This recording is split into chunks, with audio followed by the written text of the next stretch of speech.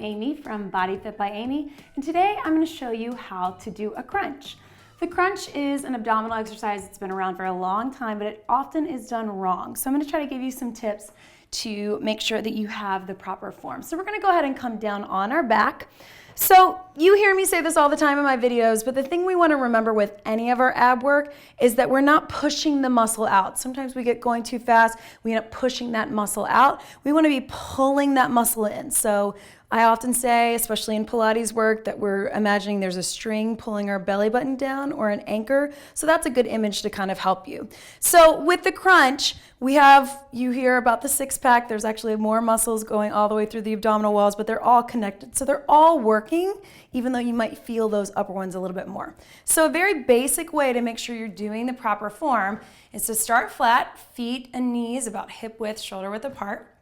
And from here, I'm going to take my fingertips right at the tops of my legs, and I'm going to keep my head in neutral spine. So I'm going to lift just a little, making sure I'm not pushing with that chin or curling in too much. And as I lift, I'm just going to run those fingers up towards my knees, lifting the shoulders, pulling the belly button in, and then same thing, slowly back down. So this is just a good way, especially if you're beginning, to make sure that you're not using the head or the neck, that you're using the abs. So again, fingertips right below the hips, lifting, pulling the belly button in, all through the abdominal walls, reaching towards the knees, and then slowly down to your starting position.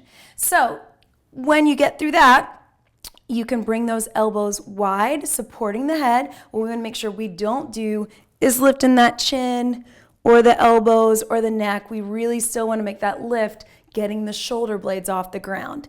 And oftentimes you see me in my videos, we start from a tabletop position. This 90-degree angle here, this will help keep that lower back pressed into the floor. So you never want to feel that arch in the lower back. Keep it pressed.